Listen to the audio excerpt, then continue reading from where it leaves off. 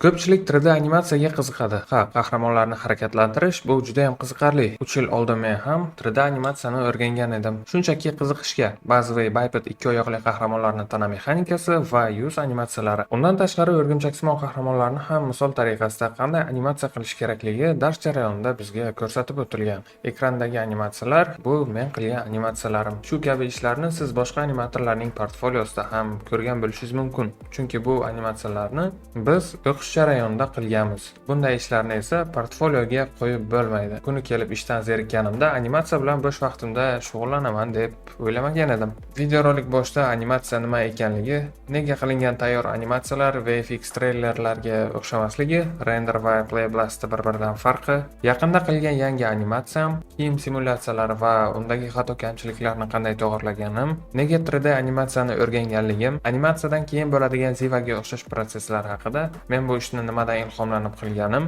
nega animatsiya menga yoqmasligi haqida, kelgusi ishlarimdan namunalar, animatorlarga taklif va taklifimdan maqsad haqida ham aytib o'taman.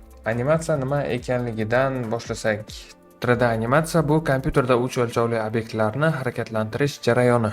Ya'ni, masalan, bitta qahramon modelchi tomonidan modellashtirildi. Rigger tomonidan qahramonga suyaklar qo'yildi. Rig qilindi. Endi uni animatsiya qilish kerak. U harakatlanishi kerak. Shu harakatlantirish jarayoniga animator javobgar bo'ladi. Oddiy boks qutini bitta joydan ikkinchi joyga harakatlanishiga ham animatsiya deyiladi. Shu boksni, ya'ni shu qutini kim harakatlantirgan bo'lsa, o'sha uni animatsiya qilgan bo'ladi. Ya'ni animator. Animatsiyada ham modeling kabi pipeline bor, blocking va spline. Reference asosida belgilangan vaqt kadrlarida personaj asosiy ko'plab pozalarga qo'yiladi. Bunga blocking deyiladi. Keyinchalik splining protsessida pozalar to'g'irlanib, animatsiya silliqlanadi. Xato kamchiliklar, errorlar, harakatlarning tez yoki sekin bo'lishi shu kabi proseslar ustida ishlanadi. Agar animatorlar bo'lsa, kommentariyda qo'shimcha qilib, yana bironta ma'lumotlarda yozib ketishinglar mumkin. Ba'zida blockingdan keyin splinedagi birinchi ko'rinish bu juda ham ajoyib bo'ladi, ya'ni mana bu ko'rinishda. Bu holatda qo'rqish kerak emas, shunchaki yana ko'proq blocking kadrlar qo'shib, spline jarayonida ko'proq ishlov berish kerak.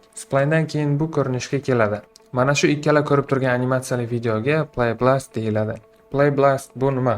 Bu animatsiyaning dastlabki ko'rinishi, tezda video shaklida ko'rish imkonini beruvchi jarayon bo'lib, odatda animatsiyaning harakatlarini baholash va tahrirlash uchun ishlatilinadi.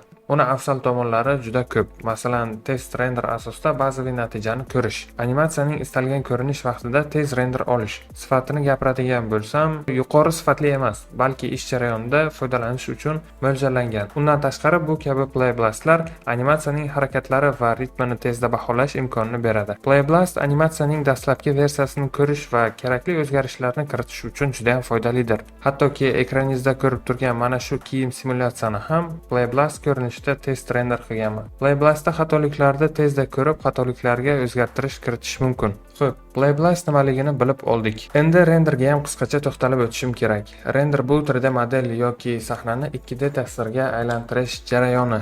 Ya'ni hozir men animatsiyani va kiyim simulyatsiyasini yakuniy sahnaga olib tushaman, ranglarni va yorug'liklarni qayta IPR render yordamida tekshiraman. Hammasi yaxshi ekanligiga ishonch hosil qilganimdan so'ng, yakuniy render nastroykalarini to'g'irlab chiqib, umumiy sahnada turgan jamiki animatsiya, model, yorug'liklar va barchasini render qilaman. Yakuniy render natijasi shu ko'rinishda bo'ladi. Ha, bularning barchasi rasm. Har bitta rasm bitta kadr. 1 sekundda 24 ta kadr bo'lsa, hozir menda 610 ta rasm bor. Endi bu rasmlarni video holatiga keltirish kerak. Bu qanday qilinadi? Men bilgan usul va yo'l bu bitta. Video montaj programmasini ochib, rasmlarni import qilib, har bitta rasmlarni bitta kadrga moslab kesish va render qilish.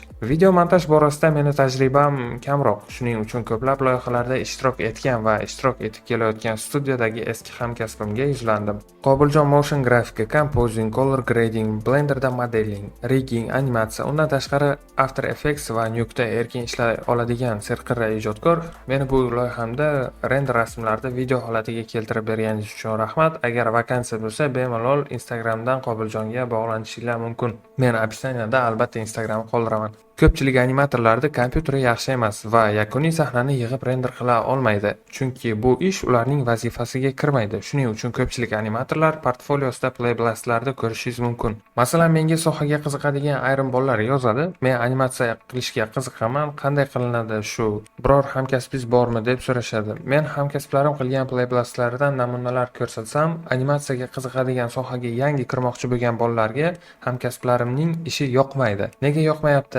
Animatsiyani zo'r qilgan-ku desam, nega unda bu ko'rinishda hamma joyi однотонный, model hattoki realistik emas, yaxshi animatsiya qilolmabdi degan fikrlarni aytishadi. Keyin men ularga modelchini, riggerni, animatorni, renderchini vazifasini alohida tushuntirib yo'nalish ko'rsataman. CGI sohasiga aloqasi yo'q odam qiziqishi ko'p ekanligini tushunaman. Ba'zida har bir odamga tushuntirishga ko'p vaqt ketadi. U beradigan savollarga esa to'liq javob berish ancha vaqt, shu bilan birga ancha sabr talab qiladi. Shuning uchun videorolikni boshida animatsiya nima deb boshladim. Xo'p, endilikda hurmatli kuzatuvchi, siz render va Playblast'da bir-biridan farqlay olasiz. Demak, bu YouTube'dagi ko'radigan treylerlardagi natija bu umumiy komanda, studiyoni ishi yoki kompaniyaning ishi ekanligini tushunib yetdingiz degan umiddaman. Endilikda yaqinda yakunlagan ishim haqida, qilgan animatsiyam haqida aytib beraman, ya'ni futbolchini animatsiyasi haqida. Bu proyekt aslida mijozning ishi. Men mijozning ishlari ustida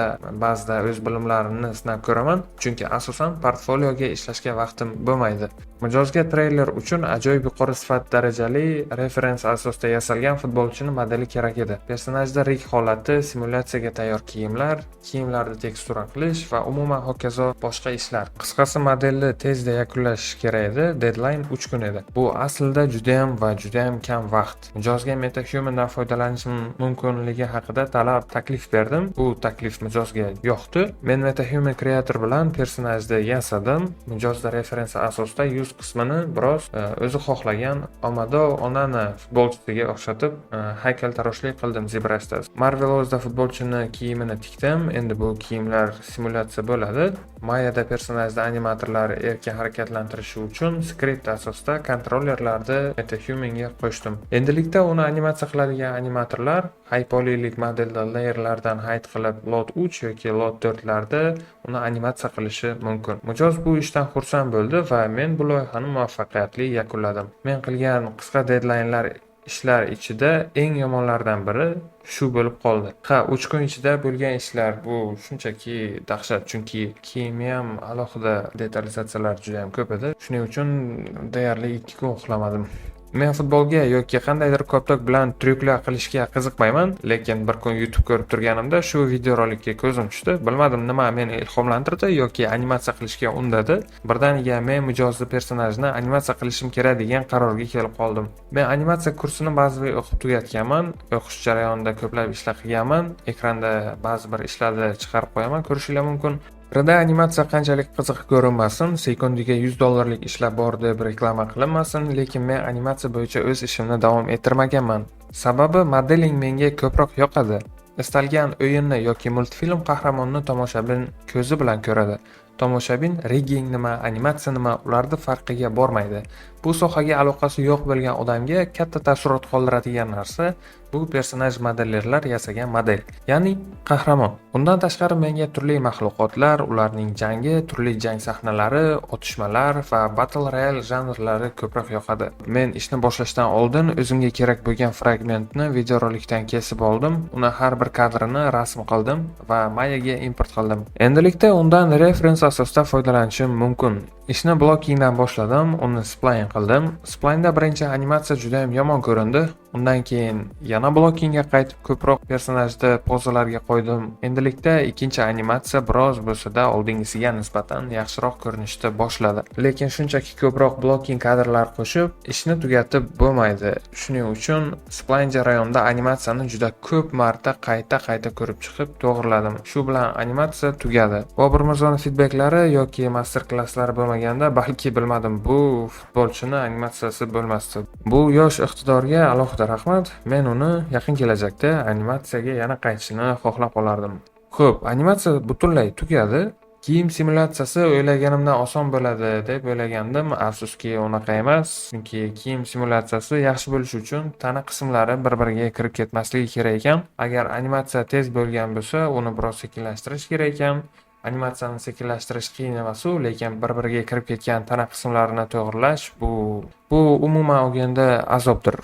Masalan, 3D Max'da tana uchun qandaydir Modify Deformer pluginlar bo'lsa, Mayada bu kabi pluginlar yo'q. Bu yerda hamma narsa nisbatan advansedroq. Qanchadir vaqtdan keyin men buni imkonini topdim. Ziva bilan qilgan o'tmishdagi omadsiz tajribalarim menga asqotdi. Bir oz yomon deformatsiya bo'lgan animatsiya endilikda realistik simulyatsiya uchun yaroqli holatga keldi. Ikkinchi kiyim simulyatsiyasidagi urinishim yomon bo'lmadi, lekin Playblastda ko'rishinglar mumkinki, bu kabi kichik xatoliklar chiroyli ishni ham bejab qo'yadi. Shuning uchun yomon simulyatsiya bo'lgan bir-biriga kirib ketgan qismini ZBrushga olib o'tib, uni qo'lda to'g'rilab chiqdim. Endilikda kiyim poligonlarini ko'paytirib, uni qalinlashtirsam bo'ldi. Afsuski, yakuniy Playblastda ko'rib turganinglardek, shortigining pastki qismi ba'zi kadrlarda qorayib ketyapti. Men o'ylagandimki, bu faqat Playblastda shunaqa ko'rinish beryapti deb. Afsuski, renderda ham shu ahvol ekan. Bu kabi muammoga men birinchi marta duch kelishim. Bu xatolikning sababi Marvelozda kiyimni eksport qilganimda poligonlari quad poligonda qolib ketgani sababi ekan. Muammoni yechimini shortcutni quad poligondan triangle ga o'zgartirish va kiyim simulyatsiyasini qaytib qilish bo'ldi. Men kiyimni qayta simulyatsiya qildim, xato joylarini to'g'riladim va yakuniy Playblast hozircha yomon emas. Ko'rishinglar mumkinki, bu yerda xatoliklar yo'q. O'ylaymanki, bu ishni endi render qilsa bo'ladi. Men renderda hech qanday kanallar qo'shganim yo'q. Composing uchun Depth, Specular, SSS, tam yoki shunga o'xshagan boshqa kanallar. Chunki bu katta loyiha emas, bu ishni qilishimdan maqsad shunchaki o'rgangan bilimlarimni test natijasini bilish edi. Ancha vaqtdan beri ko'plab bilimlar yig'ilib qolgan edi. Rig bo'yicha kiyim simulyatsiyalarini to'g'rilash va shunga o'xshagan tana qismlari bir-biriga kirib ketmasligi va to'g'ri kiyim simulyatsiya bo'lishi uchun bo'lish bilimlari voy nimalar deyapman, adashib ketdim. Men anchadan beri portfolioga ish qo'ymagandim. O'ylaymanki, bu ish portfolioimni yana ham ko'rkamroq qiladi.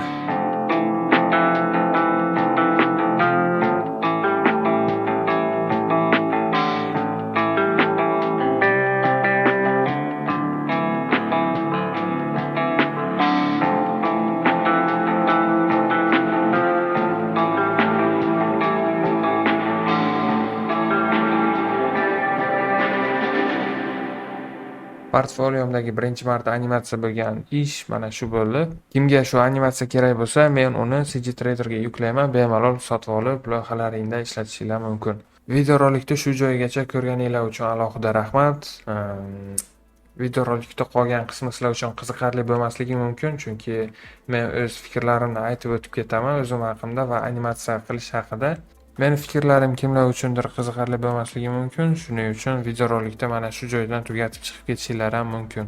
Animatsiyani yakunlaganimda menga bir g'oya va fikr berishdi. O'zimizda mashhur futbolchilardan Husaynovni 3D qahramonni yasash va meni animatsiyamni Husaynov modeliga retarget qilib ko'chirish va uni render qilish. Agar men bu ishni qilsam, ancha tomoshabinlarning e'tiborini tortar ekanman. Bahonada kanalga ham obunachilar yig'ilar ekan. To'g'risini aytsam, bilmadim. Men oldin ham bu kabi ishlarni qilganman, rassomchilik qilgan vaqtlarim, blogerlar, streamerlar, qo'shiqchilarning rasmini chizib aytib berganman. Agar siz u videoroliklarni ko'rmagan bo'lsangiz, ular hali ham kanalda turibdi, bemalol ko'rishinglar mumkin. Birovni mehnat qilib erishgan mashhurligiga osilib obunachi yig'ish niyatim yo'q. Ularni kuzatib kelayotgan auditoriyaga men qilayotgan ishlarim umuman qiziq bo'lmasligi mumkin. Shuning uchun qora tanli futbolchi Amado Onana bo'lib turgani hozircha yaxshiroq. Undan tashqari qilingan ortiqcha mehnat va ish uchun menga hech kim pul to'lamaydi. Men shunchaki buni vaqtni behuda sarflash deb bilaman. Shundoq ham portfolioga ishlashga va YouTube uchun videoroliklar yasashga umuman deyarli vaqt bo'lmaydi. Agar YouTubedan monetizatsiya qilish imkoni bo'lganda, men bu ishni qilgan bo'lardim, to'g'ri. Lekin afsuski, kanalda 56 ta obunachi bor. Monetizatsiya esa yaqin 10 yilda ham yo'qolmasam kerak, sababi yiliga 5-6 ta yangi obunachilar yig'iladi bu kanalda. Umuman olganda men biror ishni raqam yig'ish, layk yig'ish, prosmotr yig'ish uchun qilmayman. Menga shunchaki bu soha juda ham yoqadi. Niyatim biroz bo'lsa-da o'zbek tilida 3D ga doir videoroliklarni YouTube platformasida ko'paytirish. Endilikda animatsiyani nega o'rganganman degan savolga javob beraman. Modeling, rigging, animatsiya, ziva bu bir-biriga bog'liq bo'lgan qalin bitta katta uzun yo'l. Model sizdan keyin animator yoki rigger qo'liga boradi. Ular ishlab turgan vaqtda retopodan yoki nimadandir geometriyadan kamchilik chiqmasligi kerak. Shuning uchun ba'zi boshqa yo'nalishlarni o'rta darajada bilish bu hech qachon zararga o'ynamaydi. Boshqa yo'nalishlardan ham biroz boshqalarga nisbatan ko'proq bilimga ega bo'lishingiz bu studiyada yoki boshqa bir kompaniyada sizni unikal qilib turadi. Shu bilan birga siz studioni kerakli odamiga aylanasiz. Animatsiya qilishda albatta davom etaman. Ayni vaqtda animatsiya bilan umuman shug'ullanmoqchi emasman, chunki zivadagi bilimlarni va rig bo'yicha bilimlarni qayta mustahkamlashim kerak hozirgi moment. Keyinchalik transformerlar kabi ham animatsiyalarni qila olishim mumkin. Ba'zida ziva yoki advanced riggingni o'rganishim kerak emas deb o'ylab qolaman, chunki men birorta studiyada ziva yoki transformerlar darajasidagi katta loyihani ko'rganim yo'q. Shaxsan meni bu kabi loyihalarga hali o'zbek studiyalari taklif qilishmagan. Agar sizlarga meni kuzatib borish yoqsa, ziva ishlatilgan proyektlarni shu kanalda birinchilardan bo'lib ko'rishni istasangiz, kommentariyda o'z fikrlaringizni yozib qoldiring. Zora balki yana yangi bilimlarni o'rganishim, kanalda yangi videoroliklar tezroq chiqishiga siz sababchi bo'lishingiz mumkin. Nega personaj modeling meni o'ziga tortadi? Personaj modeling bu ZBrushda shunchaki chala-chulpa haykaltaroshlik qilib, Substance'da modelga bitta material berib render qilish emas. ZBrush teksturing bu ijodiy sehr. Har bir chiziq, shakl va ranglar bilan hayotga yangi bir olam kiritasiz. Bu san'at hamda o'z-o'zini ifoda etishning eng kuchli usulidir. Men bu ish bilan shug'ullanayotganimda biror marta hattoki bu ish menga yoqadimi yoki yo'qmi degan xayolga ham bormaganman. Nega aynan personaj modeling meni yo'nalishim deb o'ylayman. Go'zal shakllar va rang-baranglik, ularga qarab turish menga yoqadi. Hattoki boshqa rassomlar qilgan ishlar ham go'yoki meni o'ziga tortadi. Men bog'chaga bormasimdan qog'ozga turli qalam va boshqa narsalar bilan rang berishga qiziqganman. Hayot bu oq qog'oz kabi, shuning uchun ham u turli ranglardan iborat bo'lishi kerak. Modellarni bo'yab turganimda bu cheksiz nodlarda turli hissiyotlarga to'lib toshaman. Bir asarni tugallashim bilan o'zimga bo'lgan ishonch yana ham kuchayadi. Aynan shuning uchun ham men qidirgan va men qilishni xohlagan narsa bu personaj modeling. Animatsiya menga yoqmasligi tarafi faqat va faqat Mayaning graf editoridan iborat bo'lishi. Men uchun animatsiya, modeling, haykaltaroshlik, teksturing jarayonlari kabi erkin emas. Bilmadim, balki menga shunday tuyular. Masalan, o'zingizga yoqmaydigan ishni qanchalik yaxshi ko'rib qilishga urinmang. Ich-ichingizda bu narsa sizniki emasligini tushunasiz va bir kun kelib qilib turgan ishingizni tashlab ketishingiz ham mumkin. Men har doim nimaiki qilmay, jarayondan zavqlanganim sababli animatsiya ham menga u darajada zerikarli tuyulmaydi, lekin ich-ichimdan bilamanki, bu animatsiya yo'nalishi men uchun emas. CGI 3D olamiga kirmasimdan oldin boshidagi asl maqsadim ko'plab yo'nalishlardagi bilimlarni chuqur o'rganish edi. Qaysi yo'nalishda o'zingizni topsangiz, shu narsa sizni baxtli qiladi. Maqsad emas. Bitta yo'nalishni chuqur o'rganishga aslida bir umr ham kamlik qiladi.